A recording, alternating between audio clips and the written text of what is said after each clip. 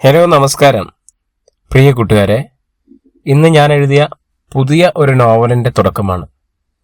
2024 രവീന്ദ്ര രത്ന പുരസ്കാരം നേടിയ ഈ നോവൽ എൻ്റെ പ്രിയ കൂട്ടുകാർക്ക് വേണ്ടി സമർപ്പിക്കുന്നു.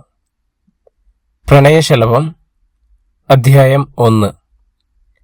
ഒരു ഒറ്റമുറി ഷെഡിന്റെ മുകളിൽ വലിച്ചു കെട്ടിയ പ്ലാസ്റ്റിക് ഷീറ്റിൽ നിന്നും അകത്തേക്ക് വീണുകൊണ്ടിരിക്കുന്ന വെള്ളത്തുള്ളികൾ അകന്നനയ്ക്കാതിരിക്കാൻ ആ സ്ത്രീ നന്നായി കഷ്ടപ്പെടുന്നുണ്ടായിരുന്നു. അടുക്കളയിലെ മുഴുവൻ പാത്രങ്ങളും അകത്തേക്ക് വീഴുന്നിടങ്ങളിൽ വെച്ചിട്ടും ഇനിയും ചോരുന്ന ഇടങ്ങൾ ഒരുപാട് ബാക്കിയായിരുന്നു. അവർ നെടുവീർപ്പെട്ടുകൊണ്ട് ഭർത്താവിനെ നോക്കി. ഒരു 48 വയസ്സിനടുത്ത് വരും ആ സ്ത്രീക്ക് പ്രായം. അവശതയും പ്രമേഹവും അവരെ നന്നായി ബാധിച്ചിട്ടുണ്ട്.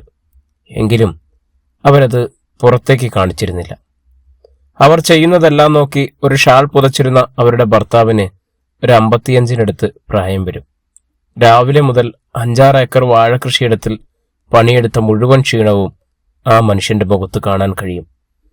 ആ വീടിന്റെ ഒരു മൂലയിൽ കൂനിക്കൂടിയിരുന്ന അവളുടെ മകൾ ജസ്നയും, നിഷാദ്, മൂത്ത മകൻ റംഷി.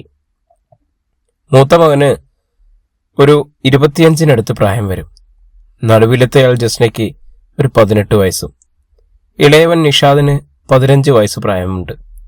വീശിയെത്തുന്ന കാറ്റ് വീടിന്റെ മേൽക്കൂര ഒന്നിളക്കി കടന്നുപോയി. എന്റെ പതിരീങ്ങളെ, ഇതാകെ ഇളകി മറിക്കുമോ? പാത്തുമ്മ നെഞ്ചിൽ കൈവച്ച് ആരോടൊന്നില്ലാതെ പറഞ്ഞു. എന്റെ പാത്തു, നാട് മുഴുവൻ മുങ്ങിക്കിടക്ക, ഈ ഇങ്ങനെ ബേജാറാവല്ലേ? ഒന്നില്ലേല് നമ്മുടെ വീടിന്റെ പണി തീർന്ന് കിടക്കല്ലേ? നമുക്ക് അങ്ങോട്ട് മാറിക്കൂടെ? അവരുടെ ഭർത്താവ് ജബ്ബാർ റാവുത്തർ അവരെ ആശ്വസിപ്പിച്ചു. ബാപ്പാ, നാളെ തന്നെ നമുക്ക് അങ്ങോട്ടേക്ക് മാറിയാലോ? എന്നാൽ ഈ അടങ്ങാറുണ്ടാവില്ലല്ലോ. മൂത്ത മകൻ റംഷി ചോദിച്ചപ്പോൾ ഇളയ മക്കൾ രണ്ടാളും ആകാംക്ഷയോടെ അവരുടെ മറുപടിക്കായി കാത്തിരുന്നു. ഹേയ് ഇക്ക, അതൊന്നും വേണ്ട. വേണ്ടപ്പെട്ടവരെയും കൂട്ടുകാരെയും വിളിച്ച് എന്തേലും ഓജീനം കൊടുക്കാതെ എങ്ങനെയാണ് ഒരു വീട്ടിലേക്ക് കയറി താമസിക്കുക? പിന്നെ ഇനി അതിലും ടൈൽസ് ഇടാനും പെയിന്റ് അടിക്കാനും ബാക്കിയല്ലേ? പണി തീർക്കാതെ ഒരു വീട്ടിൽ കയറിക്കൂടിയ പിന്നെ കണക്കാ, ആ പണി അങ്ങനെ കിടക്കും. പാത്തുമ്മ മക്കളുടെ അഭിപ്രായത്തിന് തടയിട്ടു. അല്ല, ഉമ്മാന്റെ ഈ കഷ്ടപ്പാട് കണ്ടിട്ട് പറഞ്ഞതാ അമ്മ. റംഷി, നിനക്കറിയില്ലേ, മുൻപ് ഓലമേഞ്ഞ വീട്ടിൽ നമ്മൾ അനുഭവിച്ചിന്റെ 100% കഷ്ടപ്പാടുണ്ടോ? ഇപ്പോ ഈറ്റോളം മുഴുവൻ കുട്ടികളായിരുന്നു. ഞാനും ബാപ്പയും കൂടി പ്ലാസ്റ്റിക് നിങ്ങൾക്ക് മുകളിലൂടെ വിരിച്ച് അങ്ങനെ കാത്തിരുന്ന് നേരം വിളിപ്പിക്കും മഴക്കാലത്ത്. അത്രയുണ്ടോ ഇപ്പോ? അന്ന് രണ്ട് കെട്ട് ഓല ഉണ്ടായിരുന്നെങ്കിൽ വീടും മേഞ്ഞു കഴിയും. സൈഡ് മറയ്ക്കാൻ എന്റെ ആരെങ്കിലും ഒരു സാറി. എന്റെ റബ്ബേ, ഓരോന്ന് ഓർക്കുമ്പോ നെഞ്ചിൽ തീയാണ്. പാത്തു, കുട്ടികള് പറയുന്നതിലും കാര്യമുണ്ട്. ഈ മഴയത്ത് ഇങ്ങനെ നിന്നിട്ട് എന്താ കാര്യം? ബാക്കി പണിയെടുപ്പിക്കാൻ ക്യാഷ് വേണ്ടേ? പെണ്ണിനെ കാണാൻ ഇന്നും ഒരു കൂട്ടർ വന്നപ്പോ തന്നെ നെഞ്ചിൽ ആദ്യമായിരുന്നു. തൽക്കാലം നമുക്കങ്ങോട്ട് മാറാം. വാഴയ്ക്ക് അവസാന വളവും കൊടുക്കണം. ആ പപ്പൻ ബനാലിൽ നിന്നും കുറച്ച് ക്യാഷ് അഡ്വാൻസ് വാങ്ങണം. അങ്ങനെയാണെന്ന് വെച്ചാൽ കുറച്ച് കൂടുതൽ വാങ്ങിക്കൂടെ നിങ്ങൾക്ക്? ആ വീടിന്റെ പണി അങ്ങ് തീർക്കാലോ. എത്ര തവണ നമ്മൾ അവരുടെ അടുത്ത് നിന്ന് വാങ്ങിച്ചു. ഇനിയും ഇങ്ങനെ വാങ്ങിയ കൊലവെട്ടുന്ന സമയത്ത് എന്താ ഉണ്ടാവുക? പെണ്ണിന്റെ കല്യാണമാണെങ്കിൽ മുറുകി നിൽക്കല്ലേ. ഓൾക്കും ചെക്കനും ഇഷ്ടമായ പിന്നെ നമുക്ക് വേണ്ടാന്ന് വെക്കാൻ പറ്റുമോ? സംഭവമൊക്കെ ശരി തന്നെ. പാത്തുമ്മ കാതിലെ മൊട്ടുകമ്മൽ ഊരി ജബ്ബാർക്കിയുടെ കയ്യിൽ കൊടുത്തു. നാളെ ഇതുകൊണ്ടേ എന്തെങ്കിലും ആക്കി നോക്ക്. തൽക്കാലം എന്തെങ്കിലും ഒരു ആശ്വാസമാവുമല്ലോ. എന്റെ പാത്തു, നീ ഈ മൊട്ട് തൽക്കാലം ചെവിയിൽ തന്നെ ഇട്. ഇതുകൊണ്ടൊന്നും ആവില്ല. എന്തേലും കൊടുക്കാൻ വന്നാൽ എടുക്കാം. പടച്ചോൻ സഹായിച്ച് ബെഡിനെ കെട്ടിക്കാനുള്ളതും വീടിന്റെ പണി തീർക്കാനുള്ള പൈസയും ഈ പ്രാവശ്യം കിട്ടും. ഒരു തവണ കൂടി കിട്ടിയാൽ പിന്നെ നമുക്ക് വിശ്രമിക്കാം. 6 പടല വീതമുണ്ട്. അതിലെല്ലാം 8-9 കായുണ്ട്. മഴ വല്ലാത്ത പണിയാണല്ലോ ഒക്കെ ചെയ്യുന്നത്. വില ഒന്നായി വന്നപ്പോ ഇതെന്താ ഹലാക്കിന്റെ മഴയാണ് റബ്ബേ. എടോ, താഴേക്കാണ് കായ്ക്ക് ഡിമാൻഡ്. പക്ഷെ ചുരം മുഴുവൻ പണിയാ. ചില സ്ഥലങ്ങളിൽ പാലങ്ങളൊക്കെ മുങ്ങിക്കിടക്കാം. ഇന്ന് കാട്ടിപ്പോയ ആളുകൾ പറയുന്ന കേട്ട് നരിനിരങ്ങ് മലയിലും മുത്തുമാരിയിലും വലിയ വിള്ളലുണ്ടെന്ന്. പാത്തു, മുത്തുമാരിക്ക് എന്തെങ്കിലും സംഭവിച്ചാൽ തൃശ്ശേരി കാട്ടുകളൊന്നും ഉണ്ടാവില്ല. മഴ പുറത്തൊന്നുകൂടി ശക്തി പ്രാപിച്ചു. മിന്നലും കാറ്റും മത്സരമാണ്. ഉള്ളത് വിളമ്പിക്കോ. പാത്തു, ഭക്ഷണം തണുത്തു പോകണ്ട. നിലത്തെ ചെറിയ പലകയിലിരുന്ന് പാത്തു വിറകുകൾ കൂട്ടി ഊതി ചോറും കലവും അടുപ്പത്ത് വെച്ച് ഒന്ന് ചൂടാക്കി. ഉണക്കമീൻ തേങ്ങ അരച്ചു വെച്ചതാണ് കറി. ഉറിയിൽ നിന്നും കറിയെടുത്ത കോരിയ പാത്തു ഒന്ന് ഞെട്ടി. എന്താണ് പാത്തു? ജബ്ബാർ റാവുത്തറുടെ ഗംഭീര ശബ്ദത്തിൽ അവർ കറിക്കാലം കാണിച്ചു കൊടുത്തു. ഉറി വഴി മഴവെള്ളം നിറഞ്ഞ കറിക്കലം. നീ എന്തിനാ പെണ്ണ ഇങ്ങനെ ബേജാറാവുന്നത്? മുട്ട പൊരിച്ച് ചോറിലേക്ക് കൈകുത്തിയതും പുറത്തുനിന്നും വലിയൊരു നിലവിളി ശബ്ദം കേൾക്കാം. പെട്ടെന്ന് വാതിലിൽ ശക്തമായി ആരോ മുട്ടുന്നു. ജബ്ബാർക്ക! ആദിവാസി ചന്തുവിൻ്റെതായിരുന്നു ശബ്ദം. ജബ്ബാർ വാതിൽ പെട്ടെന്ന് തുറന്നു. ചന്തു വിറച്ചുകൊണ്ടങ്ങനെ നിൽക്കുകയാണ്. എന്തടാ, എന്തുപറ്റി? ജബ്ബാർക്ക, സംസാരിക്കാൻ സമയമില്ല. പുതുമണ്ണിന്റെ മണം വല്ലാണ്ടുണ്ട്. നിങ്ങൾ വേഗം കുട്ടികളൊക്കെ കൂട്ടിക്കൊള്ളി. ഞാൻ ബാക്കിയുള്ളവരെയൊക്കെ ഒന്ന് വിളിച്ചോ എഴുന്നേൽപ്പിക്കട്ടെ. ഉരുൾപൊട്ടലിന്റെ സാധ്യതയാണ് കാണുന്നത്. പടച്ച റബ്ബേ എന്നൊരു ആർത്തനാദമായിരുന്നു പാത്തുമ്മയ്ക്ക്. മക്കളെല്ലാം കയ്യിൽ കിട്ടിയതെടുത്തു. ചന്തു കയ്യിലെ വാക്കത്തി കൊണ്ട് തൊഴുത്തിലെ പശുവിന്റെയും കൂട്ടിലെ നായ്ക്കളെയും എല്ലാം അഴിച്ചുവിടുന്നുണ്ടായിരുന്നു. ചെവി കൂർപ്പിച്ച് എന്തോ ശബ്ദത്തിന് കാതോർത്ത പോലെ കാത്തിരുന്ന അയൽവക്കത്തെ ഫിലോമിനയുടെ പശു വിളറി പിടിച്ചുകൊണ്ട് പാഞ്ഞു. മഴയുടെ ശക്തി കൂടിക്കൊണ്ടിരിക്കുകയാണ്. ആരോടോ ഉള്ള വാശി പോലെ എല്ലാവരും റോഡിലേക്ക് എത്തിയിട്ടും ഐഷുമ്മ മാത്രം റോഡിലെത്തിയിട്ടില്ല. ചന്തുവും ജബ്ബാർ റാവുത്തറുടെ മൂത്തമകൻ റംഷിയും ഐഷുമ്മയുടെ വീടിന്റെ വാതിൽ തട്ടി വിളിച്ചെഴുന്നേൽപ്പിച്ചു. അവരെയും കൊണ്ട് റോഡിലേക്ക് കയറിയതും അവർക്ക് പിന്നിൽ ഒരു വലിയ ശബ്ദം കേട്ടു. പിന്നിലുള്ള വലിയൊരു വനം ഒഴുകി വരുന്നു. ഒരു മലയുടെ കീഴ്ഭാഗം മുഴുവൻ ഒഴുകി താഴെ എത്തിയിരിക്കുന്നു. ഒരു മനുഷ്യായുസിൽ ഒരുക്കിക്കുട്ടിയത് മുഴുവൻ മണ്ണിനടിയിൽ ഞെരിഞ്ഞ വരുന്നു. അപ്പോഴേക്കും അലറി കുതിച്ചുകൊണ്ട് ആംബുലൻസും ഫയർഫോഴ്സും എത്തിയിരുന്നു. അവർക്കൊന്നും ചെയ്യാനില്ലാതെ അവരങ്ങനെ അന്തം വിട്ട് നിൽക്കുകയാണ്. പഞ്ചാരക്കൊല്ലി എന്ന ദേശം തന്നെ ഇല്ലാതാവുകയാണ്. ആളുകളെ മുഴുവൻ പിലാക്കാവ് സ്കൂളിലേക്ക് മാറ്റുന്നുണ്ട്. പരസ്പരം കെട്ടിപ്പിടിച്ച് കരഞ്ഞ് അവർ സങ്കടം പങ്കുവച്ചു. അഴിച്ചുവിട്ട കന്നുകാലികൾ അതിര് നോക്കാതെ മേഞ്ഞു നടന്നു. വെള്ളയും ധരിച്ച രാഷ്ട്രീയക്കാർ എല്ലാവരെയും ആശ്വസിപ്പിക്കാൻ എത്തുന്നുണ്ട്. ചാനലുകൾക്ക് ഒരു വാർത്ത കിട്ടിയ ആഘോഷത്തിലായിരുന്നു. ഇക്കാ, ഞമ്മളെ വീടിന് എന്തെങ്കിലും പറ്റിയിട്ടുണ്ടാവുമോ? ആൾക്കൂട്ടത്തിനിടയിൽ ജബ്ബാറിനെ കണ്ടപ്പോൾ പാത്തുമ്മ ഓടി വന്ന് രഹസ്യം ചോദിച്ചു. ജബ്ബാർ പാത്തുവിനെ ചേർത്ത് പിടിച്ച് പുറത്തു തലോടി. ക്യാമ്പിലുള്ള കുട്ടികൾക്കാർക്കും സംഭവത്തിന്റെ ഗുരുതരാവസ്ഥ മനസ്സിലായിട്ടില്ല. മഴയുടെ ശക്തി കൂടിക്കൂടി വരികയാണ്. മുല്ലപ്പെരിയാർ ഡാമിന്റെ ഷട്ടർ തുറക്കാൻ തീരുമാനമായിട്ടുണ്ട്. പിലാക്കാവ് സ്കൂളിലെ സിമന്റ് തറയിൽ പെണ്ണുങ്ങളെല്ലാവരും പായ വിരിച്ചു കിടന്നു. തങ്കമണി ചേട്ടത്തിക്ക് വലിവ് കൂടുതലായ ഒരു രാത്രി. പെണ്ണുങ്ങൾ വിക്സ് ഉപയോഗിച്ച് തടവി കൊടുത്തു. കണ്ണടയ്ക്കുമ്പോൾ കണ്ണിനു മുന്നിൽ തെളിയുന്ന ദൃശ്യങ്ങൾ ആർക്കും ഉറക്കം സമ്മാനിച്ചില്ല. ഇടയ്ക്ക് അടയിരിക്കുന്ന കോഴിയെക്കുറിച്ചോർത്ത് പൊട്ടിക്കറിഞ്ഞ ലൈല അവളുടെ അടുത്തേക്ക് പോകാൻ ഒരുങ്ങിയിറങ്ങി. എല്ലാവരും ചേർന്ന് അവളെ സമാധാനിപ്പിച്ചിരുന്നു. നാളെ എൻ്റെ മക്കൾ വിരിഞ്ഞിറങ്ങും. ഇന്ന് തന്നെ ഒച്ചപ്പാടും ബഹളമൊക്കെ ഉണ്ടായിരുന്നു. ലൈല അടയിരിക്കുന്ന കോഴിയെക്കുറിച്ച് എണ്ണിപ്പെറുക്കി പറഞ്ഞു. ക്യാമ്പിന് മുന്നിൽ വാലാട്ടി നിന്ന ഇക്രുവിനെ കണ്ട് തങ്കച്ചൻ ഓടിപ്പോയി അവനെ കെട്ടിപ്പിടിച്ചു.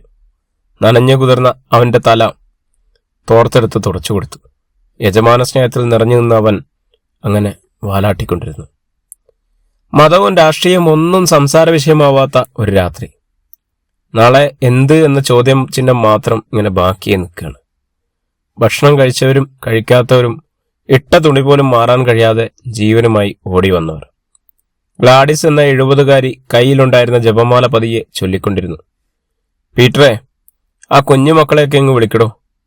ഗ്ലാഡിസ് കാഴ്ചയിൽ മുതിർന്ന പീറ്ററിനോട് പറഞ്ഞു. പീറ്റർ കുട്ടികളെ നോക്കി അങ്ങനെ നിന്നു. ഇതാ മക്കളെ, ഇങ്ങ് വന്നേടാ. എല്ലാവരും അമ്മച്ചിയുടെ അടുത്തിരിക്കും. കുട്ടികളെല്ലാവരും അമ്മച്ചിയുടെ അടുത്ത് വന്നിരുന്നു. ഗ്ലാഡിസ് എല്ലാവരെയും നോക്കി. എൻ്റെ മക്കൾ പേടിച്ചിരിക്കുകയല്ലേ? ഇതൊന്നും കണ്ടിട്ട് പേടിക്കണ്ട കേട്ടോ. എല്ലാം പോയാലും നമ്മൾ ഇതൊക്കെ തിരിച്ചു പിടിക്കും. നമ്മൾ മനുഷ്യന്മാരങ്ങനെയാണ്. മക്കളെല്ലാവരും ഗ്ലാഡിസിന്റെ സംസാരം കേട്ട് അങ്ങനെ ഇരുന്നു. അപ്പോഴേക്കും പള്ളിയിലച്ഛൻ ഫാദർ സേവിയർ അവിടെ എത്തിയിരുന്നു. ഇവിടെ എല്ലാവർക്കും താമസിക്കാൻ കഴിയുമോ? ഇല്ലാത്തവർക്ക് പള്ളിമേടയിൽ താമസിക്കാം. കുറച്ചുപേര് നമ്മുടെ മദ്രസയിലുണ്ടല്ലോ. അച്ചോ, ബാക്കിയുള്ളവർ ഇവിടെ താമസിക്കും. കുഴപ്പമില്ല. ഇനി നാളെ എന്താ ചെയ്യേണ്ടത്? പീറ്റർ ചോദിച്ചു. പീറ്റർ, ഈ പറഞ്ഞതുപോലെ എന്താ അവസ്ഥ എന്ന് നമുക്ക് വ്യക്തതയില്ല. നമ്മുടെ ആളുകളെല്ലാവരും സുരക്ഷിതരാണല്ലോ അല്ലേ? എല്ലാവരും എത്തിയച്ചോ. വിട്ടുപോയത് ഐഷുമ്മയായിരുന്നു. പിന്നെ പോയി കൊണ്ടുവന്നു. ആയിക്കോട്ടെ.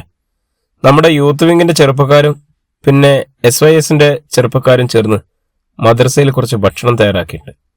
അതിപ്പോൾ ഇവിടെ എത്തിക്കും. വിതുമ്പി നിന്ന മഹേശ്വരി അമ്മയെ ചേർത്ത് പിടിച്ചു. എന്തിനാണ് വിഷമിക്കുന്നത്? തമ്പുരാൻ കൂടെയില്ല അമ്മേ. അച്ഛൻ്റെ ആ ചേർത്ത് നിർത്തലിൽ എല്ലാവരുടെയും കണ്ണുകൾ നിറഞ്ഞു. അച്ഛോ, ഒരു മിനിറ്റ്. പൗലോസ് അച്ഛൻ്റെ ചെവിയിൽ ഒരു സ്വകാര്യം പറഞ്ഞു. പൗലോസ് പറഞ്ഞ രഹസ്യം കേട്ട് അച്ഛനൊന്ന് നെടുവീർപ്പെട്ടു. ഈശോയെ കാത്തോണേ. എന്നാ അച്ഛാ, എന്നാ പറ്റി? പീറ്റർ അച്ഛനോട് ചോദിച്ചു. പീറ്ററെ, ചന്തുവിനെ കാണാനില്ല. കർത്താവെ, ഉറങ്ങിക്കിടന്ന മുഴുവൻ ആളുകളെയും വിളിച്ചെഴുന്നേൽപ്പിച്ച് എത്തിച്ചത് അവനാ. അവനിതെന്തു പറ്റി? ആരാ അവനെ നോക്കിപ്പോയിരിക്കുന്നത്? അച്ഛാ, അപ്പുറത്ത് ഏതാണ്ട് കാലിന് വയ്യാത്തൊരു കുടുംബം താമസിക്കുന്നുണ്ടല്ലോ. അവിടുന്ന് അമ്മച്ചിയെ എടുത്ത് റോഡിലെത്തിച്ചത് അവനായിരുന്നു. പിന്നെ ഏതാണ്ട് പശുവിൻ്റെയോ ആടിൻ്റെയോ അങ്ങനെ ഏതാണ്ട് കരച്ചിൽ കെട്ടുപോയതാ. അത്യാവശ്യം നല്ല രീതിയിൽ തന്നെ വെള്ളമൊക്കെ വരുന്നുണ്ടായിരുന്നു. പീറ്റർ പറഞ്ഞൊപ്പിച്ചു.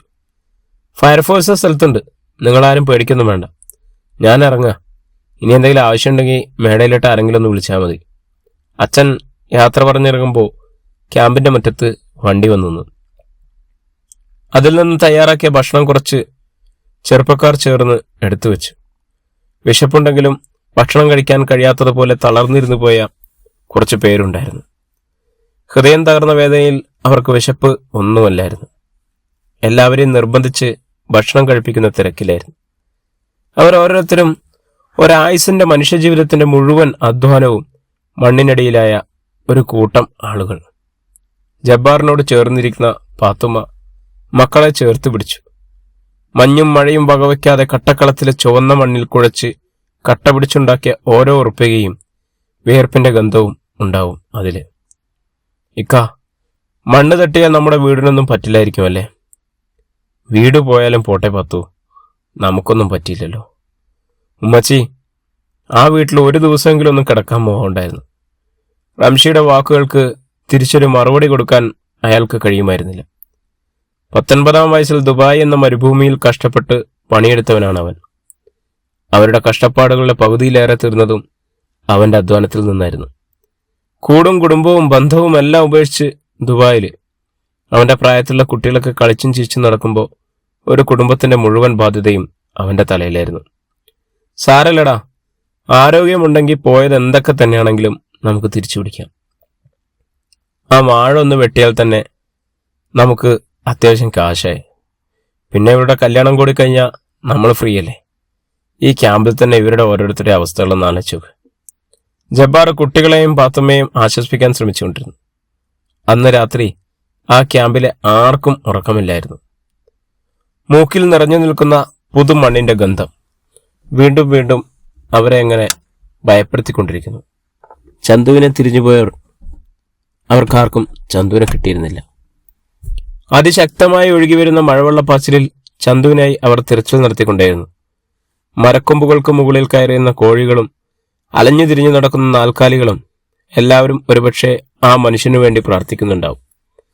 കാടിന്റെ മകനെ കാടറിഞ്ഞു നൽകിയ കഴിവാണ്. ജീവനു വേണ്ടി എല്ലാവരും മാറി നിൽക്കണമെന്ന് പറയാൻ അവർക്ക് അവന് മാത്രമേ കഴിയൂ. നേരം പുലർന്നപ്പോൾ പഞ്ചാരക്കൊല്ലി എന്ന നാടിനെ കാണാനായി അവർ ഓരോരുത്തരും യാത്രയായി. തങ്ങളുടെ വീടുകൾ എവിടെയാണെന്നറിയാതെ അവരങ്ങനെ അന്തിച്ചു നിന്നു. ഒരു മല മുഴുവൻ ഇടിഞ്ഞു നികന്നിരുന്നത് പോലെ. വീടുകൾ ഉണ്ടായിരുന്ന സ്ഥലങ്ങൾ പോലും കാണാനില്ലായിരുന്നു. ജീവിതം മുന്നിൽ അങ്ങനെ കലങ്ങി മറിഞ്ഞു കിടക്കുന്നത് കണ്ട് ചിലർ ആർത്തലച്ച് നിലവിളിച്ചു.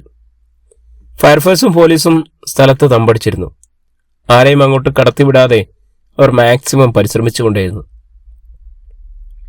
ശക്തിയായി പെയ്യുന്ന മഴയിൽ ആർക്കും ഒന്നും ചെയ്യാൻ കഴിയുമായിരുന്നില്ല.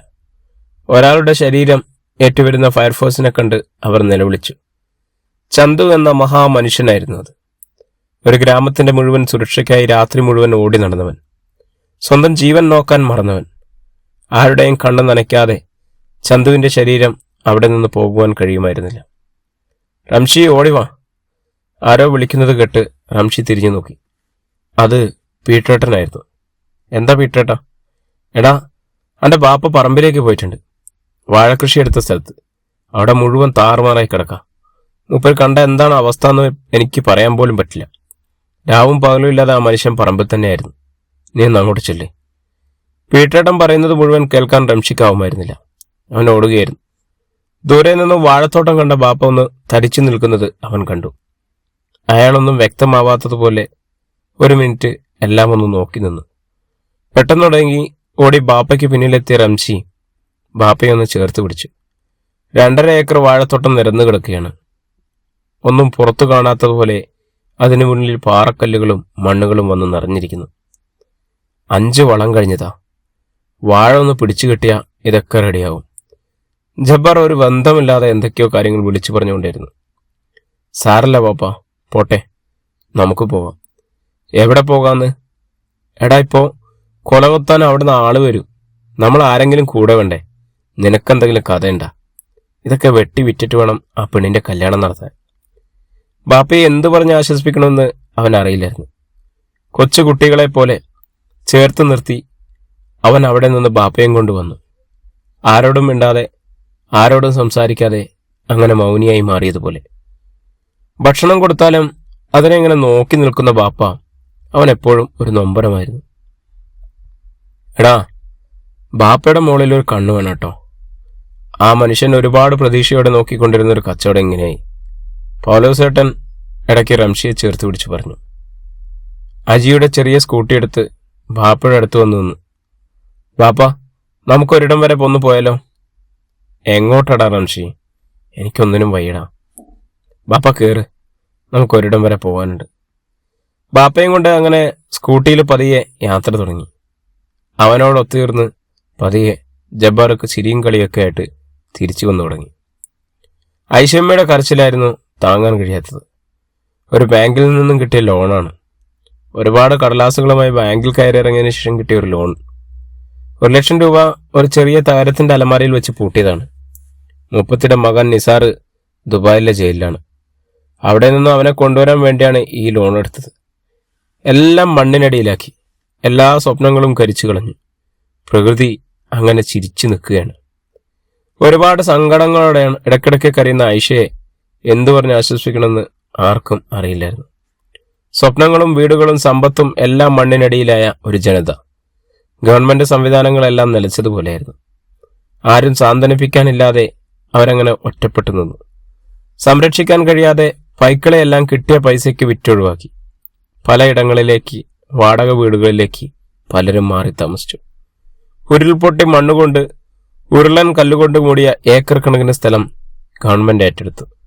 പരിസ്ഥിതി ലോല പ്രദേശമെന്ന് മുദ്ര കുത്തിയ പഞ്ചാരക്കൊല്ലി സ്വപ്നങ്ങൾ അത്രയും കുഴിച്ചു മൂടിയ ശവപ്പറമ്പ് മാത്രമായി അങ്ങനെ അവശേഷിച്ചു നിൽക്കുകയാണ്. എല്ലാവരും വാടക വീടുകളിലേക്ക് താമസം മാറി തുടങ്ങി. എന്താ നമ്മുടെ പ്ലാന്? റംഷി ബാപ്പയോട് ചോദിച്ചു. മോനെ, ഏതെങ്കിലും ഒരു വാടക വീട്ടിലേക്ക് നമുക്കും മാറണം. എന്ന് പറയുമ്പോൾ ഒരു അഡ്വാൻസ്, പിന്നെ ഒരു 7000 രൂപ അടുത്ത് വാടക വരും പാപ്പ. അതല്ലാതെ വേറെ എന്ത് വഴിയാണ് മോനെ ഉള്ളത്? മാത്തുമ്മ ചെവിയിലെ ചെറിയ മൊട്ടും മൂക്കുത്തിയും അഴിച്ച് അവന്റെ കയ്യിൽ വെച്ചു കൊടുത്തു. ബാപ്പ എത്ര പറഞ്ഞാലും കേൾക്കില്ല. മോനെ, നീ കൊടുത്ത് അഡ്വാൻസ് കൊടുക്ക്. ഈ കുഞ്ഞുങ്ങളെയും കൊണ്ട് എത്ര നാളാ ഇവിടെ ഇങ്ങനെ കഴിയാൻ കഴിയാം? എവിടെയെങ്കിലും ഒരു വാടക വീട് നോക്ക്. റംഷി ബാപ്പയൊന്ന് നോക്കി. ബാപ്പയും കൂട്ടി അവൻ പുറത്തേക്ക് പോയി. പിലാക്കാവ് ഒരിടത്ത് ഒരു ചെറിയ വീട് തരപ്പെടുത്തി. 3 മുറികളും ഒരു ഹാളും അടുക്കളയുമുള്ള ഒരു ചെറിയ വീട്. സാധനങ്ങളൊന്നും ഇല്ലാതിരുന്നുകൊണ്ട് തന്നെ പുതുതായി കുറച്ച് സാധനങ്ങൾ വാങ്ങി അവർ ഒരു പുതിയ ജീവിതം ആരംഭിക്കുകയായിരുന്നു. മഴയ്ക്ക് അപ്പോഴും ഒരു ശമനം ഉണ്ടായിരുന്നില്ല. റംഷിയുടെ ഫോൺ കുറേ നേരമായി ശബ്ദിക്കുന്നതുകൊണ്ടാണ് പാത്തുമ്മ എടുത്തു നോക്കിയത്. മറുപുറത്ത് സീനത്തായിരുന്നു. റംഷിയുടെ സുഹൃത്താണ് സീനത്ത്. ഫോൺ ഉമ്മ എടുത്തപ്പോൾ അവളൊന്ന് പരിങ്ങി. മോളെ, അവനൊന്ന് പുറത്തേക്ക് പോയതാ. എന്താണ് വിശേഷം? പ്രത്യേകിച്ച് ഒന്നുമില്ല, വിശേഷങ്ങളൊന്നുമില്ല ഉമ്മ. എന്നാണ് താമസം മാറുന്നത്? മോളെ ഇങ്ങോട്ട് മാറി. അവനൊന്നും പറഞ്ഞില്ലേ നിന്നോട്? വീട് വാടകയ്ക്ക് നോക്കുന്നുണ്ട് എന്ന് കണ്ടു എന്ന് പറഞ്ഞിരുന്നു. പിന്നെ മാറുന്ന കാര്യം പറഞ്ഞിരുന്നില്ല. 2 ദിവസമായി അവൻ നല്ല തിരക്കിലാണ്. വിളിയും കുറവാണ്. അതെന്താണെന്നറിയില്ല മോളെ. എന്തായാലും ഞാൻ വിളിക്കാൻ പറയാം. ആയിക്കോട്ടമ്മ, ഞാൻ എന്തായാലും നമസ്കരിക്കാൻ കയറുക. ഫോൺ വെച്ച് കഴിഞ്ഞപ്പോൾ പാത്തുമ്മയുടെ മുഖത്തൊരു പുഞ്ചിരി നിറഞ്ഞു. സീനത്തും റംഷിയും തമ്മിൽ ചെറിയൊരു ഇഷ്ടമുണ്ടെന്ന് പാത്തുമ്മയ്ക്കറിയാം. കാണാൻ ബർക്കത്തുള്ള അവളെ ഇഷ്ടമാണെങ്കിൽ നടക്കട്ടെ എന്ന് വിചാരിച്ചു. പുറത്തുനിന്ന് അകത്തേക്ക് കയറിയ റംഷി നോക്കി പാത്തുമ്മൊന്ന് ചിരിച്ചു. നിനക്ക് ആ കുട്ടിയെ ഇടക്കൊന്ന് വിളിച്ചാലെന്താടാ? ഏത് കുട്ടീനെ? എല്ലേ തന്നെ തലവേദനമ്മ. ഓരോ ദിവസവും ബേജാറ് കൊണ്ട് നിൽക്കുക. അതിൻ്റെ ഇടയിൽ ഓളെങ്ങനെ വിളിച്ചു കുത്തിരിക്കാൻ എവിടെയാ സമയം? അതെനക്ക് പ്രേമിക്കുന്ന സമയത്ത് അറിയില്ലേനോ? എന്താ ഉമ്മ? എൻ്റെ ഉമ്മ, നിങ്ങളിത് എന്തറിഞ്ഞിട്ടാ? സീനത്തിനെ വിളിക്കാൻ സമയമില്ല എന്നിട്ടാ? മോനെ, അങ്ങനെ സമയമില്ലെന്ന് പറയരുത്. അവൾക്ക് അത്രയ്ക്ക് നിന്നോട് ഇഷ്ടമായതുകൊണ്ടാവില്ലേ? പതിയെ ഉമ്മയിൽ നിന്നും മാറിയ റംഷി ഫോണിൽ നമ്പർ അമർത്തി മറുപടിക്കായി കാത്തിരുന്നു. നിനക്ക് എന്തിൻ്റെ കഴിവാണ് സീനത്തെ? വെറുതെ ഉമ്മാനോട് പറഞ്ഞു ഞാൻ വിളിക്കുന്നില്ലെന്ന് പറഞ്ഞിട്ട് ഉമ്മ ഫുള്ള് ചൂടിലാണ്. ഈ ഇപ്പോൾ വിളിക്കാമെന്ന് പറഞ്ഞിട്ട് എപ്പോഴെങ്കിലും തിരിച്ചു വിളിച്ചിട്ടുണ്ടോ റംഷി? പിന്നെ ഞാൻ എന്താ ചെയ്യേണ്ടത്? ഇങ്ങനെ എത്രയാ സഹിക്കുക? അത് നിന്നെ ഞാൻ കല്യാണം കഴിച്ചിട്ടൊന്നുമില്ലല്ലോ. പിന്നെന്താ? അതെ, കല്യാണം കഴിച്ചിട്ടൊന്നുമില്ല. പക്ഷേ ഒരാളുടെ ഹൃദയം മോഷ്ടിക്കുമ്പോൾ അത് ആലോചിച്ചിരുന്നു. തന്നെ മാത്രം സ്വപ്നം കൊണ്ട് നടന്നിരുന്ന ഞാൻ ഇപ്പോൾ വേണ്ട എങ്കിൽ ഒരു മേശയുടെ ഇരുപുറവും ഇരുന്ന് നമുക്ക് പിരിയാം. കുറച്ചു കാലം. ഒരുപക്ഷെ എനിക്ക് കഴിയില്ലായിരിക്കും. പക്ഷേ പതിയെ പതിയെ നീ എന്ന ഭ്രാന്ത് എന്നിൽ നിന്നും ഇല്ലാതാവും. ഏയ്, നീ ഇങ്ങനെയൊന്നും പറയുന്നത്? എന്താ ഇങ്ങനെയൊക്കെ പറയുന്നത് സിനു? അപ്പുറത്തു നിന്നും ഒരു ബീപ് ശബ്ദം കേൾക്കാം. ഫോൺ കട്ട് ചെയ്ത് തിരിഞ്ഞപ്പോൾ തൊട്ടുപിറകിൽ ഉമ്മയുണ്ടായിരുന്നു. നിനക്ക് അവളോട് കുറച്ച് നല്ല രീതിയിൽ സംസാരിച്ച എന്താ റംഷി? ഒരു പാവല്ലേ അവള്. അവളെ വെറുതെ എന്തിനാ ബേജാറ് ആക്കുന്നേ? ഉമ്മ, എല്ലാരും കൂടി എന്നെ ഭ്രാന്ത് പിടിപ്പിക്കും. ഒന്നുമില്ലാതെ ഇനി എവിടുന്നാ തുടങ്ങുക? എങ്ങനെയാ തുടങ്ങുക? കുഞ്ഞോളുടെ കല്യാണം, ഇനിയൊരു വീട്, എന്തേലും ഉണ്ടോ നമുക്ക്? സാരല്ല മോനെ, പടച്ചോൻ ഇതൊക്കെ കാണില്ലേ. കുറച്ച് പൈസ മാത്രമല്ലല്ലോ സമാധാനം, ബാക്കി എന്തൊക്കെയുണ്ട്? പാത്തു, അപ്പുറത്തെ മുറിയിൽ നിന്നും ബാപ്പ വിളിക്കുന്ന ശബ്ദം കേട്ടു. ഉമ്മ അപ്പുറത്തെ മുറിയിലേക്ക് പോയി. നീ കുറച്ച് തൈലം പുരട്ടുമോ പുറത്തും കാലിലും? ഈ സംഭവങ്ങൾക്ക് ശേഷം ഇങ്ങനെയാണ്. എന്നും വയ്യായികയാണ് ബാപ്പായ്ക്ക്. മാനസികമായി തളർച്ച എന്ന് വേണമെങ്കിൽ പറയാം. ഉമ്മ കുഴമ്പിട്ട് പതിയെ തടവിക്കൊടുത്തു. എന്താ അവൻ പറയുന്നത്? ഓനാ പെണ്ണ് വിളിച്ചിട്ട് ഫോൺ എടുക്കുന്നില്ല, സംസാരിക്കുന്നുമില്ല. ഒരു ഒഴിഞ്ഞുമാറൽ പോലെ. ആ കുട്ടിയാണെങ്കിൽ ഇങ്ങനെ വിളിക്കുക. ഓൻ എടുത്തില്ലെങ്കിൽ എന്നെ വിളിച്ച് പരാതി പറയാം. അതെന്താ അവനൊന്നും മിണ്ടാത്തതിൻ്റെ കാരണം? അവനെന്തെങ്കിലും പറഞ്ഞിനോ? ഒന്നുമില്ല. ഇനി എപ്പോഴാണ് എല്ലാം ഒന്നു മുതൽ ഉണ്ടാക്കണം. അതിനിടയിൽ ഇവിടെ കൂടി ആവില്ല എന്ന്. നാളെ തന്നെ പോയി ശുക്കൂറിനെ കാണണം. എന്നിട്ട് ഇവരുടെ കാര്യം സംസാരിച്ച് ഒരു തീരുമാനം എടുക്കണം. റംഷി അപ്പോഴേക്കും റൂമിലേക്ക് കയറി വന്നു. പതിയെ വാപ്പയുടെ കാലുകൾ തലോടി. എടാ, നാളെ ഞങ്ങളൊന്ന് സീനത്തിന്റെ വീട്ടിൽ പോയി ഒന്ന് ശുക്കൂറിനോട് സംസാരിക്കട്ടെ. എന്നിട്ട് ഒരു തീരുമാനം എടുക്കാം. വേണ്ട വാപ്പ, അതിൻ്റെ ആവശ്യമില്ല. ഇന്ന് മാമി വിളിച്ചിരുന്നു. എന്താ? പാത്തുമ്മ തടവൽ നിർത്തി അവനെ ഒന്ന് നോക്കി. സ്വത്തുക്കളൊന്നും ഇല്ലാത്തടത്തേക്ക് അവരുടെ മകളെ അയക്കാൻ അവർക്ക് തയ്യാറില്ല. അതുകൊണ്ട് ഞാൻ തന്നെ മുൻകൈ എടുത്ത് അവളെ ഇതിൽ നിന്നും പിന്തിരിപ്പിക്കണമെന്ന്. എന്നിട്ട് നീ ഇത് സീനത്തിനോട് പറഞ്ഞിരുന്നോ? ഇല്ല, പറയണ്ടെന്ന് കരുതി. എന്തു പറയണമെന്നറിയാതെ ജബ്ബാറും പാത്തുമ്മയും അങ്ങനെ നിന്നു. ബാപ്പ നമ്മുടെ മരക്കാർക്കാനോട് ഒരു വിസയുടെ കാര്യം ചോദിച്ചിട്ടുണ്ട്. തിരിച്ചു പോയാലോ എന്ന് ആലോചിക്കുകയാണ്. എടാ, നിനക്ക് ഇവിടെ തന്നെ നോക്കിക്കൂടെ? ഇവിടെ തന്നെ നിൽക്കണമെന്ന് പറഞ്ഞല്ലേ മോനെ നീ ഇങ്ങോട്ട് വന്നത്. പക്ഷേ ഇനി പിടിച്ചു നിൽക്കാനാവില്ല ബാപ്പ. കുഞ്ഞോളെ കല്യാണം, സ്വർണം, ഇതൊക്കെ ഒരു വലിയ ബാധ്യതയായി നിൽക്കുകയല്ലേ. എല്ലാവർക്കും വേണ്ടി ഓടുന്ന കൂട്ടത്തിൽ എൻ്റെ മോൻ സ്വയം ജീവിക്കാൻ മറന്നു പോകുന്നുണ്ടോ? അവനെ ചേർത്ത് പിടിച്ച് തലോടി ജബ്ബാർ. നാളെ എന്തായാലും ഞങ്ങളൊന്ന് ശുക്കൂറിനെ കാണാൻ പോകുന്നുണ്ട്. നിനക്ക് വേണ്ടി ഞങ്ങളൊന്ന് സംസാരിച്ച് നോക്കട്ടെ. വേണ്ടെന്നാണ് എനിക്ക് തോന്നുന്നത്. ഇതിപ്പോ നിന്റെ മാത്രം കാര്യമല്ലല്ലോ. ആ കുട്ടിയും ഒരു ജീവിതം സ്വപ്നം കണ്ടിട്ടുണ്ടാവില്ലേ? റംഷയ്ക്ക് ഒന്നും സംസാരിക്കാൻ കഴിയുമായിരുന്നില്ല. ഹൃദയം തകർന്നവനെ പോലെ അവൻ അലസമായി നടന്നു. ഇക്കാക്ക, അത്ര വലിയ സുന്ദരിയൊന്നുമല്ലല്ലോ അവള് പോയാ പോട്ടെ. അനിയത്തി കുഞ്ഞോള് അങ്ങനെയാണ് അവളെ വിളിക്കാറ്. അവളുടെ ആശ്വാസവാക്കുകൾ കേട്ട് പാത്തുമ്മ അവളെ ആട്ടിവിട്ടു. അധ്യായം 2. വിശാലമായ രണ്ട് നില വീടിന് മുന്നിൽ ഒരു ഓട്ടോറിക്ഷ വന്നു. അതിൽ നിന്നും പാത്തുമ്മയും ജബ്ബാറും ഇറങ്ങി സീനത്ത് അവരെ കണ്ടതും ഓടിപ്പോയി ഗേറ്റ് തുറന്നു. സീനത്തിനെ കണ്ടതും പാത്തുമ്മയ്ക്ക് സന്തോഷമായി. അകത്തേക്ക് വരുന്ന ആളുകളെ കണ്ട് ഷുക്കൂറിന്റെ മുഖമൊന്നു മങ്ങി. കയ്യിലുള്ള കവർ പാത്തുമ്മ സീനത്തിന്റെ കയ്യിൽ എടുത്തു. ഇതാ മോളെ, കുറച്ച് മാങ്ങയാണ്. എന്തിനാ നിങ്ങൾ മാങ്ങയൊക്കെ വാങ്ങിയത്? നിങ്ങളിപ്പോ ദുരിതാശ്വാസ ക്യാമ്പിലല്ലേ? അവളുടെ ശബ്ദത്തിൽ ഒരു പുച്ഛമുണ്ടായിരുന്നു. അല്ല, ഞങ്ങള് ഒരു വാടക വീട്ടിലേക്ക് മാറി താമസിച്ചു. ജബ്ബാർ അയാളുടെ സംസാരത്തിലെ സ്വരം മനസ്സിലാക്കി. ഓ, അപ്പോൾ ഒരു വീടും സ്ഥലവും ആവാൻ കുറേ സമയമെടുക്കും അല്ലേ? അല്ല, ചെറുക്കൻ തിരിച്ചു പോവാൻ നിൽക്കാണ്, വിസ നോക്കുന്നത്. കൊള്ളാം. ആ പയ്യനാണോ ഇനിയിപ്പോൾ തുറപ്പിച്ചിട്ട്? അവന് ഇതുവരെ വിസ കിട്ടിയില്ല. കിട്ടിയാലും 2000 ദിർഹംസ്. അതിലൊരു കഫ്റ്റീരിയൽ ജോലി ചെയ്താൽ എന്താ ബാക്കിയുണ്ടാവുക? അകത്തുനിന്നും ഷിംല മാമി പുറത്തേക്ക് വന്നു. അവരുടെ കെട്ടിയൻ ഷുക്കൂറിനൊപ്പം ചാരിയിരുന്നു. ഞങ്ങൾ കുറച്ച് കാര്യങ്ങൾ സംസാരിക്കാൻ വേണ്ടിയാണ് വന്നത്. ജബ്ബാർ വിഷയത്തിലേക്ക് കിടന്നു. കാര്യം നിങ്ങൾ വന്നത് എന്തിനാണെന്നൊക്കെ ഞങ്ങൾക്ക് നന്നായി. സീനുവിനെ ഞങ്ങൾ അങ്ങനെയാണ് നോക്കുന്നത്. അവൾക്ക് ആഴ്ചയിൽ ഒരിക്കലും ഒരു ഡ്രസ്സ് വീതം വേണം. പിന്നെ ബർത്ത്ഡേ, അങ്ങനെ എല്ലാ ആഘോഷങ്ങൾക്കും ഡ്രസ്സ്, ഗിഫ്റ്റ്, ഇതൊക്കെ ഈ പയ്യനെ കൊണ്ട് ശരിയാക്കാൻ പറ്റുമോ? ഷിംല മമ്മിയുടെ മുനവെച്ച സംസാരം പാത്തുമ്മയ്ക്ക് തീരെ ഇഷ്ടമായില്ല. സീനത്ത് എന്നെ കണ്ടിരുന്നു. ആ സമയത്ത് അവളുടെ ഒരു അസുഖത്തെപ്പറ്റി പറഞ്ഞിരുന്നു. ആ ഒരു സിമ്പതി കൊണ്ടാണ് സീനത്തിനെ ഞങ്ങളുടെ മകളാക്കാൻ ഞങ്ങൾക്കൊരു താല്പര്യം തോന്നിയത്. പാത്തുമ്മ തിരിച്ചടിച്ചു. അതിനവൾക്ക് പറയത്തക്ക അസുഖങ്ങളൊന്നുമില്ല. അവൾക്കൊരു വയറുവേദന, അത് പരിശോധിച്ചപ്പോൾ ഒരു ഓപ്പറേഷൻ വേണമെന്ന് പറഞ്ഞു. ഭാവിയിൽ അവൾക്കൊരു കുഴപ്പമുണ്ടാവില്ല എന്ന് കാണിച്ച് ഡോക്ടർ അവൾക്ക് സർട്ടിഫിക്കറ്റ് കൊടുത്തിട്ടുണ്ട്. അതുകൊണ്ട് അതൊരു സിമ്പതിയുടെ ഒന്നും ആവശ്യമില്ല. ഷിംല മാമി പറഞ്ഞു നിർത്തിയപ്പോൾ പാത്തുമ്മ ജബ്ബാറിനെ നോക്കി. അപ്പോഴേക്കും സീനത്ത് ചായയുമായി വന്നിരുന്നു. ഉമ്മ, ചായ കുടിക്ക്. വേണ്ട മോളെ, ചായ കുടിക്കാൻ നിൽക്കുന്നില്ല, ഇറങ്ങട്ടെ. പാത്തുമ്മയും ജബ്ബാറും അവിടെ നിന്ന് ഇറങ്ങി. മനസ്സും ശരീരവും ഒരുപോലെ തളർന്നിരുന്നു. റംഷിയെ എന്തു പറഞ്ഞ് ആശ്വസിപ്പിക്കണമെന്നൊന്നും അറിയില്ലായിരുന്നു. ഉമ്മയും ഉപ്പയും എന്തു പരിപാടിയാണ് കാണിച്ചത്? ഒരിക്കൽ റംഷിക്ക് വാക്കു കൊടുത്തതല്ലേ, എന്നിട്ടിപ്പോ അവരെ അപമാനിച്ചു വിട്ടതിന് തുല്യമായില്ലേ? സീനത്തിന്റെ മുഴുവൻ നിയന്ത്രണങ്ങളും വിട്ടുപോയിരുന്നു. എന്റെ മോൾ ഒരു പൊടിക്കം കടങ്ങി. നിലത്ത് വെച്ചാൽ ഉറുമ്പരിക്കും, തലയിൽ വെച്ചാൽ പേനരിക്കും എന്ന് പറഞ്ഞാൽ നിന്നെ വളർത്തിക്കൊണ്ടുവന്നത്. നിങ്ങൾ 2 പെൺകുട്ടികളെ കണ്ട ചെമ്മാനും ചെരുപ്പൂത്തിയും കയറി വന്ന് പെണ്ണ് ചോദിക്കാൻ മാത്രം മോശമായിട്ടില്ല നമ്മള്. ഷിംല മാമി പറഞ്ഞു നിർത്തി.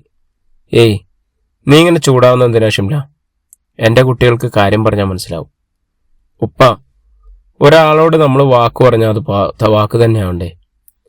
റംഷിയോട് ഉമ്മ പറഞ്ഞ വാക്കാണ്. ഉമ്മ എവിടെ പോകുമ്പോഴും റംഷിയെ കൊണ്ടു നടന്ന് മരുമോൻ എന്ന് പരിചയപ്പെടുത്തിയതാ.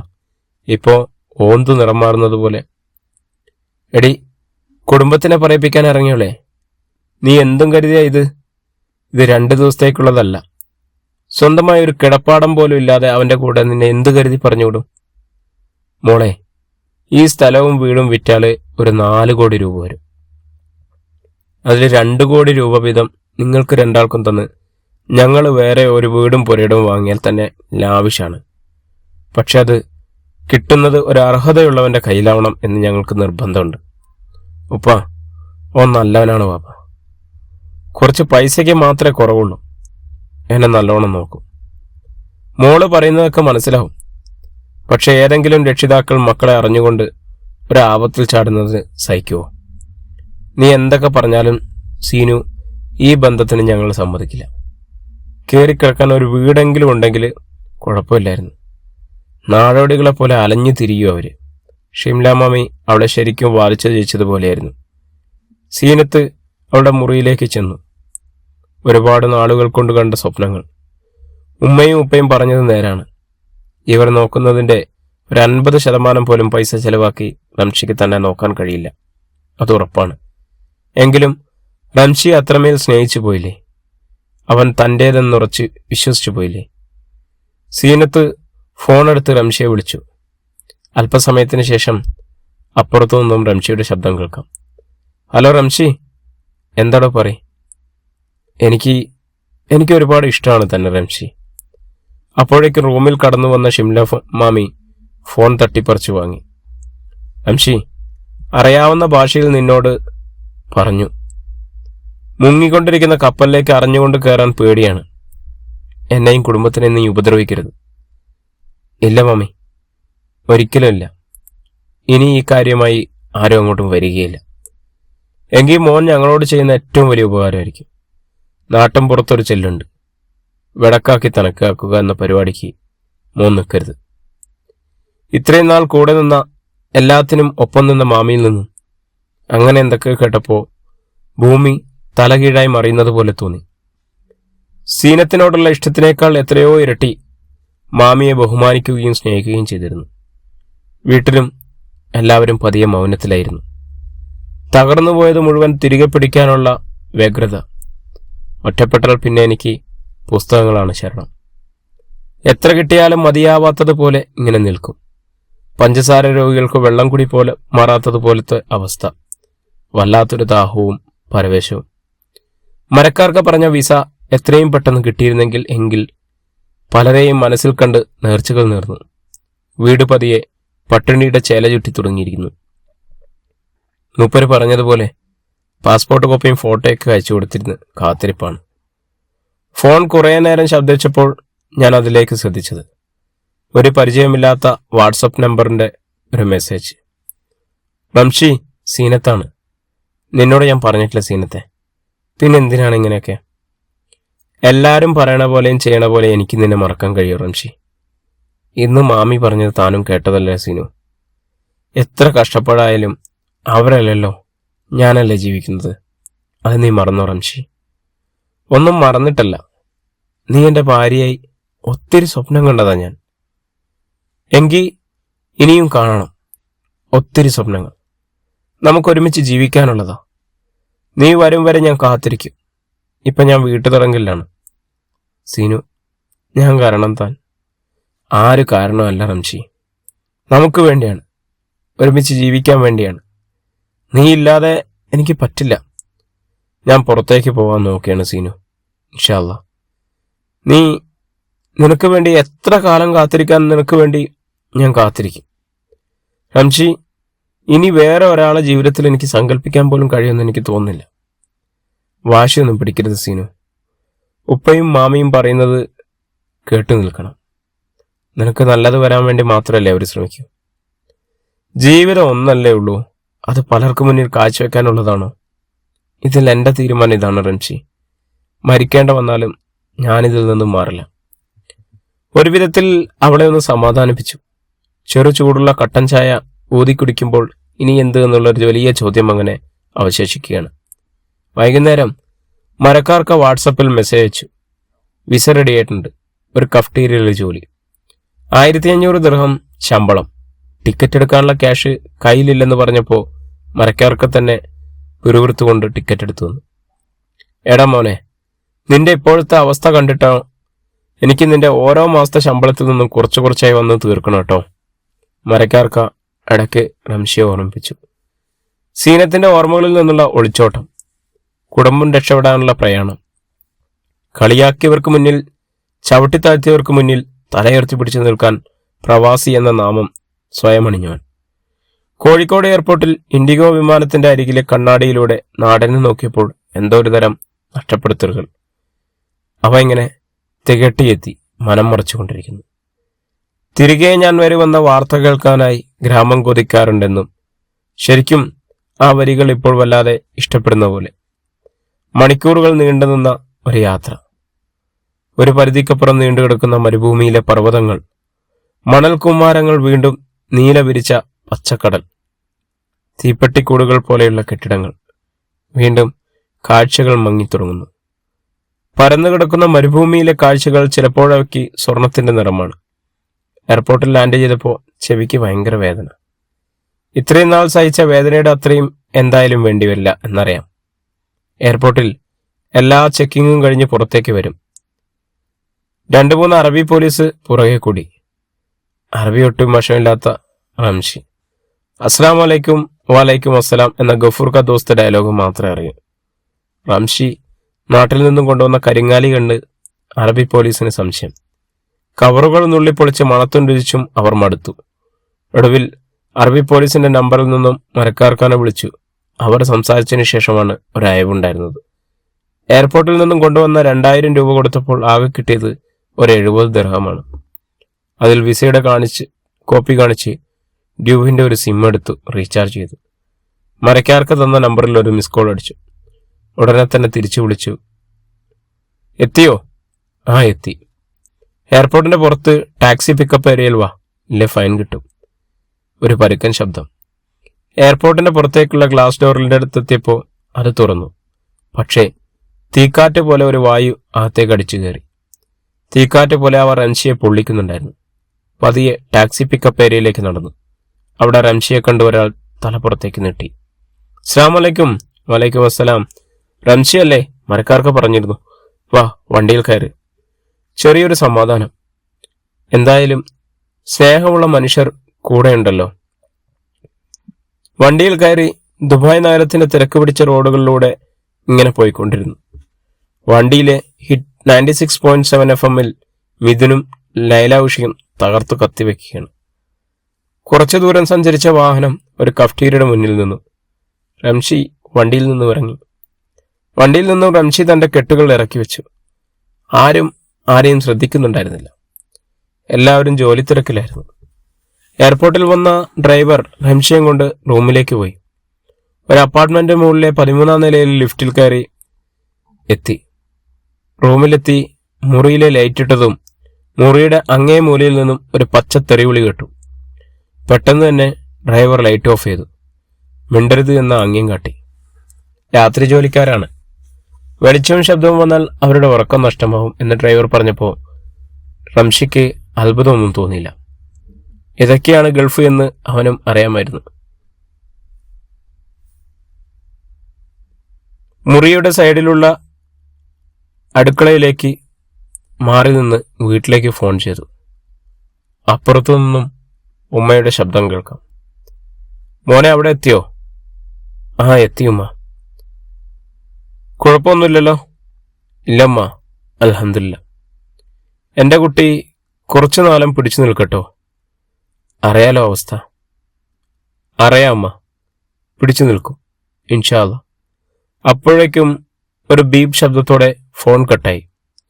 ഫോണിലെ ബാലൻസ് ഇല്ലെന്ന് മെസ്സേജ് വന്നു. യാത്രാക്ഷീണവും ഉറക്കക്ഷീണവും. എവിടെയെങ്കിലും ഒന്ന് തലയച്ചാൽ നല്ലതായിരുന്നു. അതിന് മുറിയിൽ കയറാൻ കഴിയാത്ത അവസ്ഥ. ഒടുവിൽ ഫോണിലെ ടോർച്ചിന്റെ ലൈറ്റ് തെളിച്ച് ഡ്രൈവർ കാണിച്ചെന്ന ആ മുറിയിലെ 2 നില കട്ടിലിന്റെ ഒന്നിന്റെ മുകളിൽ ഒഴിഞ്ഞ ബെഡിൽ കോണിപ്പടിയിലൂടെ കയറിപ്പറ്റി. നല്ല തണുത്ത മുറിയിൽ നല്ലൊരു സമാധാനം. അങ്ങനെ അനങ്ങാതെ ഏറെ നേരം കണ്ണടച്ചു കിടന്നു. റൂമിൽ ഒരു ബഹളം കേട്ടാണ് കണ്ണു തുറന്നത്. ജോലി കഴിഞ്ഞ് റൂമിലെത്തിയ മറ്റുള്ളവരായിരുന്നു അത്. റംഷിയെ നോക്കി അവർ ചിരിച്ചു. നാളെ ഒരു 10 മണിക്ക് കയറണം കേട്ടോ ജോലിക്ക്, അതിലൊരാൾ വന്നു പറഞ്ഞു. പതിയെ വീണ്ടും കണ്ണുകൾ അടയ്ക്കും മുൻപ് അലാറം വെച്ചു. പുതിയ സ്ഥലമായതുകൊണ്ടാവും അലാറം അടിക്കേണ്ടി വന്നില്ല. നാട്ടിലും ഇവിടെയും 1.5 മണിക്കൂർ വ്യത്യാസമുണ്ട്. 10 മണിക്ക് മുൻപായി കുളിമുറിയിൽ കയറി കുളി തുടങ്ങിയപ്പോൾ തന്നെ ഡോറിൽ ശക്തിയായി മുട്ടുന്ന ശബ്ദം കിട്ടു. നല്ല തിളച്ചു നിൽക്കുന്ന ചൂടുവെള്ളത്തിൽ കുളി. റൂമിൽ ഹീറ്ററില്ല. പടച്ചോന്റെ സംവിധാനമാണെന്ന് ഓർത്തെടുത്തപ്പോൾ കുറച്ചു വൈകി. പുറത്ത് അപ്പോഴേക്കും മുട്ടലിന്റെ ശബ്ദം കൂടി വന്നു. വാതിൽ തുറന്ന് പുറത്തേക്കിറങ്ങിയപ്പോൾ ദഹിപ്പിക്കാൻ പാകത്തിൽ നോട്ടമായി ഒരുത്തൻ. അനക്ക് എത്ര മണി ഡ്യൂട്ടിയാ? 10 മണി. നിനക്ക് കുളിക്കണമെങ്കിൽ ഒരു 7 മണിക്ക് എഴുന്നേറ്റ് കുളിക്കണം. ഈ സമയം എന്റെ സമയമാണ്. റംഷി അയാൾ അന്തം വിട്ട് നോക്കി നിന്നു. പിന്നെയും എന്തൊക്കെയോ പിറുവിറുത്തുകൊണ്ട് അയാൾ ബാത്റൂമിന്റെ വാതിൽ വലിച്ചടച്ചു. റൂമിൽ വന്ന് വസ്ത്രങ്ങൾ മാറ്റിക്കൊണ്ടിരിക്കുമ്പോൾ ഒരു കട്ടിലിന്റെ അടിയിൽ തട്ടിൽ നിന്നും ഒരാൾ നന്നായി ചുമക്കുന്നുണ്ടായിരുന്നു. ഒരു പ്രവാസിക്ക് അവൻ കിടക്കുന്ന ആ 6 അടി സ്ഥലമാണ് അവന്റെ വീട് എന്ന് റംഷിക്ക് ഒറ്റ നോട്ടത്തിൽ മനസ്സിലായി. കൂനിക്കൂടി അസ്ഥികൂടം പോലെയുള്ള അയാളുടെ ഓരോ ചുമയിലും അടുത്ത ചുമയ്ക്ക് അയാൾ ഉണ്ടാവില്ല എന്ന് തോന്നിപ്പോകും. റംഷി അയാളുടെ അടുത്തേക്ക് ചെന്നു. അയാളുടെ പുറമൊന്ന് തടവിക്കൊടുത്തു. പരിചിതമല്ലാത്ത പരിചരണം കിട്ടിയതുകൊണ്ടാവാം അയാൾ കണ്ണു നിറച്ചുകൊണ്ട് റംഷിയെ നോക്കി. അയാൾക്ക് നന്നായി ശ്വാസം മുട്ടുന്നുണ്ട്. കമ്പിളി വസ്ത്രങ്ങൾ നന്നായി മൂടി പുതച്ചിരുന്നു. അയാളുടെ ചുമ കൊണ്ട് അസ്വസ്ഥതയുള്ളതിനാൽ റൂമിലെ പലരും ദേഷ്യത്തോടെ പുതപ്പ് മാറ്റി അയാളെന്ന് നോക്കി. ചുമ ഒന്ന് ശമിച്ചപ്പോൾ അയാൾ പതിയെ പുതപ്പിനുള്ളിലേക്ക് തന്നെ ഉൾവലിഞ്ഞു തുടങ്ങി. റംഷിയുടെ ഫോൺ ശബ്ദിച്ചു. അതിൽ സീനത്തിന്റെ നമ്പർ കണ്ടപ്പോൾ അത്ഭുതം തോന്നി. ഇവൾക്ക് എങ്ങനെ ഈ നമ്പർ കിട്ടി? ഫോൺ എടുത്ത് ചെവിയോട് അടുപ്പിച്ചപ്പോൾ അവളുടെ ഒരു നേർത്ത തേങ്ങൽ മാത്രം കാണാം. Miss you Ramshi. ഏയ്, എന്താടി ഇങ്ങനെയൊക്കെ? ഉമ്മാന്റെ കയ്യിൽ നിന്നും വാങ്ങിയതാ നമ്പർ. നന്നായിരിക്കണം, നല്ലോണം ഫുഡ് കഴിക്കണം. അവളുടെ ഫോണിലെ പൈസ അപ്പോഴേക്കും കഴിഞ്ഞിരുന്നു. എന്തോ പറയാൻ ബാക്കി വെച്ച് റംഷിയും സീനത്തും അങ്ങനെ നിന്നു. സീനത്ത് നിരാശയോടെ പിന്തിരിഞ്ഞു നടക്കുമ്പോൾ അവൾക്ക് പിറകിലായി ഷിംലാമാമി ഉണ്ടായിരുന്നു. സീനത്തെ, എടീ, എത്ര തവണ പറഞ്ഞിരിക്കുന്നു ഞാൻ നിന്നോട് ഇനി അവനുമായി ഒരു ബന്ധവും ശരിയാവില്ലെന്ന്. എന്നിട്ടും എന്തിനാ ഈ ഏച്ചുകൂട്ടലെന്ന് എനിക്ക് മനസ്സിലാവുന്നില്ല. ഉമ്മ, വെറുതെ ഒരു ഇഷ്ടമെന്നും ഇന്നലെ ഒന്നും തോന്നിയതല്ല. അങ്ങനെ തോന്നുമ്പോൾ ചേർത്ത് നിർത്താനും വേണ്ടതപ്പം മുറിച്ചു കളയാനും. നിർത്തടേ നിന്റെ വർത്താനം. കേട്ടാ വിചാരിക്കും അവനും നീയും അങ്ങനെ വർഷങ്ങളായി തുടങ്ങിയ ബന്ധമാണെന്ന്. ഇനി മേല അവനെ നീ വിളിക്കുന്നുണ്ടെന്ന് ഞാൻ അറിഞ്ഞാൽ പിന്നെ നിന്നെ അങ്ങ് കൊന്നു കുഴിച്ചു മുടേണ്ടി വന്നാലും അതങ്ങ് ചെയ്യും. ഓർത്തോ നീ? ഇതിലും ഭേദം അതാണുമ്മ. എനിക്ക് റംഷിയില്ലാതെ പറ്റില്ല. എൻ്റെ പടച്ചോനെ, എൻ്റെ കുട്ടിക്ക് ആ കുരുത്തം കെട്ടവൻ കൈവശം കൊടുത്തിട്ടുണ്ട്. ഇല്ലാതെ ഇങ്ങനെ ആവില്ലല്ലോ. ആ നാശം പിടിച്ചവൻ വല്ല വണ്ടി ഇടിച്ച് ചത്തു തുളയും. നീ നോക്കിക്കോ ഉമ്മ.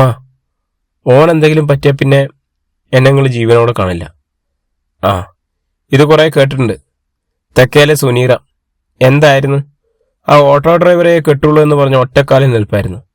എന്നിട്ട് ആ വണ്ടി ഇടിച്ച് ചത്ത് 40 തികയും മുമ്പ് വേറെ ഒരുത്തനെയും കൊണ്ട് പെണ്ണ് ദുബായിലെത്തി. ഇപ്പൊ 2-3 മക്കളുമായിട്ട് എന്താ ജീവിതം. ഉമ്മ കുറെ സുനീറമാരെ കണ്ടിട്ടുണ്ടാവും. പക്ഷെ സീനത്ത് അങ്ങനെയല്ല. നാട്ടുകാരെന്റെ മുഖത്ത് നോക്കി നിനക്ക് എത്ര തന്തയാണെന്ന് ചോദിക്കില്ല. എന്റെ ഹറാം പറഞ്ഞോളെ, ഇനി നിന്റെ നാവ് പൊങ്ങിയ നീ പുറം ലോകം കാണില്ല. ഞാൻ ഹറാമായി പറഞ്ഞതാണെന്ന് ഉമ്മാക്ക് ഉറപ്പാണ്.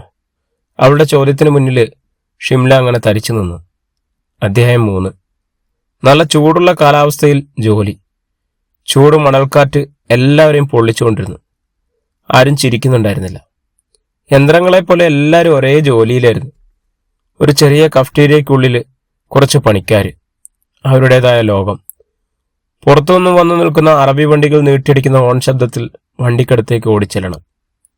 പകുതി അറിയുന്ന ഹിന്ദിയിൽ അറബികൾ പറയുന്നത് തലയാട്ടി കേൾക്കും. ജീവിതം ഒരു പുതുമയില്ലാത്തതുപോലെ. പകൽ സമയത്തെ ജോലി, ക്ഷീണം, ചൂടുവെള്ളത്തിൽ കുളിച്ച് AC റൂമിലുള്ള ഉറക്കം പതിയെ അലിഞ്ഞില്ലാതായി തുടങ്ങുന്ന പോലെ. ദിവസങ്ങൾ ആഴ്ചകൾക്കും ആഴ്ചകൾ മാസങ്ങൾക്കും വഴിമാറി. ചെറിയ ചെറിയ നോട്ടുകൾ ശമ്പളമായി അവർ തന്നപ്പോൾ അത്ഭുതമായിരുന്നു. ഇത്രയേ ഉള്ളോ എന്നൊരു തോന്നൽ. ID പ്രൂഫ് ഒന്നും ഇല്ലാത്തതുകൊണ്ട്, വിസിറ്റ് വിസ ആയതുകൊണ്ടും മുറിയിലെ മുനീറിന്റെ ID വഴി നാട്ടിലേക്ക് പൈസ അയച്ചു. ഒന്നും മിച്ചം വയ്ക്കാതെ നാട്ടിലേക്ക് പൈസ അയക്കൽ. മുറിയിലെ ബാക്കിയുള്ളവർ പുറത്തേക്ക് പോകുമ്പോൾ അടിച്ചു പൊളിക്കുമ്പോഴും റംഷി കൗതുകത്തോടെ നോക്കി നിന്നു. സാലറി കിട്ടുന്നത് മുഴുവൻ നാട്ടിലെ കടങ്ങൾ തീർക്കാൻ ഒഴുക്കുന്നത് കൗതുകത്തോടെ നോക്കി നിന്നു. കഫ്റ്റീരിയയിലെ ജീവിതത്തിൽ എന്നും ഒരേപോലെയാണ്. ഒന്നും പുതുതായി ചെയ്യാനില്ലാത്ത മരവിച്ച അവസ്ഥ. ആർക്കോ വേണ്ടി ഒരു ജീവിതം. റംഷി, കാസർഗോഡുകാരൻ ഇച്ച അൽത്താഫായിരുന്നു റംഷിയെ വിളിച്ചത്. മൂപ്പരാണ് കഫ്തീരിയയുടെ മുതലാളി. എന്താക്കാ പഹയാ, അന്റെ വിസിറ്റ് വിസ കഴിഞ്ഞിട്ടുണ്ട്. നാളെ നീയൊന്ന് ഒമാനിൽ പോയി വാ. നിനക്ക് ഈ മാസം ശമ്പളം ഉണ്ടാവില്ല. അടുത്ത മാസം മുതൽ 200 ദിർഹം വീതം ഞാൻ വിസയുടെ പൈസ പിടിക്കും. ഇതൊക്കെ നിനക്ക് സമ്മതമാണെങ്കിൽ മാത്രമേ വിസ അടിക്കൂ. ഇക്ക, വിസയ്ക്ക് പൈസ ഒന്നും വേണ്ട എന്നാണല്ലോ മരക്കാർക്ക് നാട്ടിൽ നിന്ന് പറഞ്ഞത്. അതൊന്നും എനിക്കറിയില്ല പൊന്നാര ചങ്ങായി. പൈസ കൊടുക്കാണ്ട് ദുബായിൽ വിസ കൊടുക്കുന്ന സ്ഥലം എനിക്കറിയില്ല.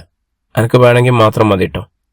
അന്ന് അൽത്താഫ് പറഞ്ഞതുപോലെ അത്രയും ഒരു തീക്കനൽ പോലെ മനസ്സിൽ കിടന്ന് നീറി പോഞ്ഞുകൊണ്ടിരിക്കുന്നു. മാസം ഒരു 2000 വീതം ഒരു വർഷം പിടിച്ച, അല്ലെ മാസം ഒരു 200 വീതം ഒരു വർഷം പിടിച്ച 2400 ദിർഹം അതിന് തന്നെ വേണം. പുതിയ മോസിപ്പിന്റെ ആപ്പ് തുറന്ന് ആരും കാണാതെ വേണം ഉപയോഗിക്കാൻ. ദുബൈയിൽ അനുവദനീയമല്ലാത്തതുകൊണ്ട് ആപ്പാണ്. നാട്ടിലേക്ക് വിളിക്കാനും കുറച്ചു നേരം സംസാരിക്കാനും ഒരു കാർഡിൽ 600 മിനിറ്റും 30 ദിർഹത്തിന് കുറച്ചു നേരത്തിന് ശേഷം മറുത്തുനിന്നും വാപ്പയുടെ ശബ്ദം കേട്ടു. മോനെ. റംഷിയുടെ ശബ്ദം ഇടുന്നത് വാപ്പാക്ക് മനസ്സിലാവാതിരിക്കാൻ അവൻ കഴിവിന്റെ പരമാവധി ശ്രദ്ധിക്കുന്നുണ്ടായിരുന്നു. വാപ്പച്ചി, എന്റെ കുട്ടിക്ക് സുഖമാണോ എന്ന് ഞാൻ ചോദിക്കുന്നില്ല. വാപ്പാക്കറിയാം അവസ്ഥ. വിസ തീർന്നുല്ലേ? ആ തീർന്നു വാപ്പ. ഇനി പുതുക്കണം, ഇല്ലേ എക്സിറ്റ് ആവണം, ഇല്ലെങ്കിൽ ഫൈനാവും. എന്താ എന്റെ തീരുമാനം?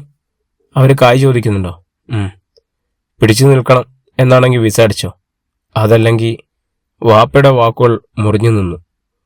പ്രിയ കൂട്ടുകാരെ, ഈ നോവൽ ഇവിടെ തുടരുകയാണ്. ഇതിൻ്റെ അടുത്ത അധ്യായത്തിനായി നമ്മുടെ ചാനലൊന്ന് സബ്സ്ക്രൈബ് ചെയ്യുക, ബെല്ലൈക്കൺ അമർത്തുക. അപ്പോൾ നമ്മളെ പുതിയ നോവലാണ്. അപ്പം ഇതിൻ്റെ ബാക്കി കേൾക്കുവാനായി നമ്മുടെ കൂടെ തന്നെ ഉണ്ടാവണം. നിങ്ങളുടെ അഭിപ്രായങ്ങൾ എന്തു തന്നെയും കമൻ്റായിട്ട് രേഖപ്പെടുത്താൻ മറക്കരുത്. അപ്പം വീണ്ടും പുതിയൊരു അധ്യായമായി നാളെ കാണാം. ബൈ.